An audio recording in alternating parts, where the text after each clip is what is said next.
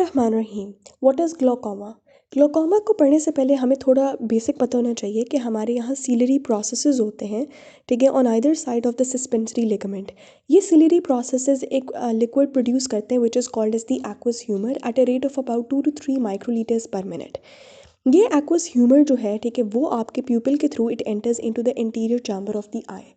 ठीक है, ये तो होगी इसकी सिक्रीशन, ठीक है, या इसका इनफ्लो इनटू द आई। अब इस एक्वस ह्यूमर का ग्रेजुअली क्या होना होता है, आउटफ्लो भी होना होता है, ठीक है।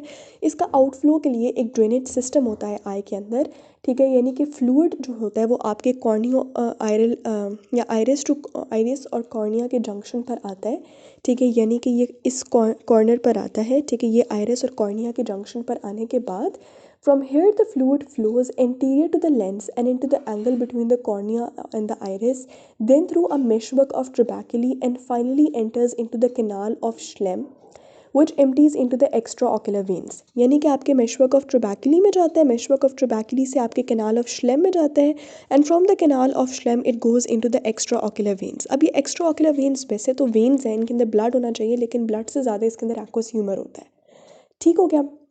इस वजह से एक्स्ट्रा ऑक्यूलर वेन्स को हम प्यार से एक्वस वेन्स भी कहते होते हैं, ठीक है। अब होता क्या है कि जब आपका समटाइम्स क्या होता है ग्लाकोमा में, आपका ये जो ड्रेनेज चैनल होता है, ये जो ड्रेनेज पाथवे होता है canal of Schlemm into the ये मेशवर्क ऑफ ट्रबैक्यूली और फिर एक्स्ट्रा ऑक्यूलर वेन्स, ये ड्रेनेज सिस्टम ब्लॉक हो जाता है, जिसकी वजह से there is a buildup of aqueous humour and there is a pressure buildup inside the eye ball.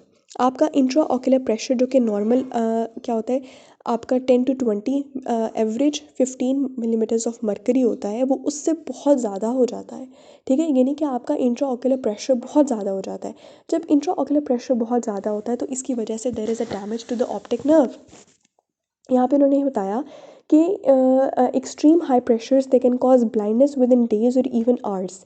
As the pressure rises, the axons of the optic nerve are compressed where they leave the eyeball at the optic disc। ठीक है, ये आपके axons compress होने शुरू हो जाते हैं, ठीक है। This compression, ठीक है, is believed to block the axonal flow of cytoplasm from the retinal neuronal cell bodies into the optic nerve। यानी कि आपकी ऑप्टिक नर्व का ये डाई कैसे होती है, आपके ऑप्टिक नर्व को डैमेज होता कैसे है कि कंप्रेशन होती है। कंप्रेशन की वजह से आपका obviously optic nerve is a nerve ना, नर्व के अंदर जो एक्सोनल फ्लो होता है ना साइटोप्लाज्म का, वो ब्लॉक हो जाता है, जिसकी वजह से उस नर्व को न्यूट्रिशन नहीं मिल पाती है, ठीक है ना। इट इज़ पॉसिबल समटाइम्स क्या होता है कि आपकी रेटिनल आर्टरी जो है वो कंप्रेस हो जाती है, there is a damage to the retinal artery which enters the I ball at the optic disc and that also adds to the neuronal damage by reducing the nutrition to the retina, ठीक हो गया। तो इसकी वजह से क्या होता है, ये हो गया ग्लोकोमा की सारी पैथोफिजियोलॉजी। अब ग्लोकोमा को हम ट्रीट कैसे करते हैं, ठीक है, इसको ट्रीट किया जाता है by placing drops in the eye that contain a drug that diffuses into the eye ball and reduces the secretion और increases the absorption of the aqueous humour, ठीक है, यानी कि ऐसे ड्रॉप्स डाल देते हैं जो कि आपकी सिक्रीशन ऑफ एक्वस ह्यूमर, ठीक है, यहाँ पर एब्जॉर्प्शन ऑफ एक्वस ह्यूमर को किसी तरीके से बढ़ा देते हैं।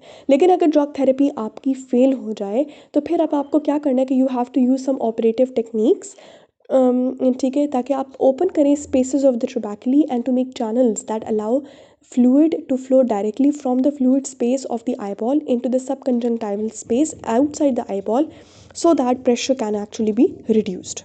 ठीक हो गया।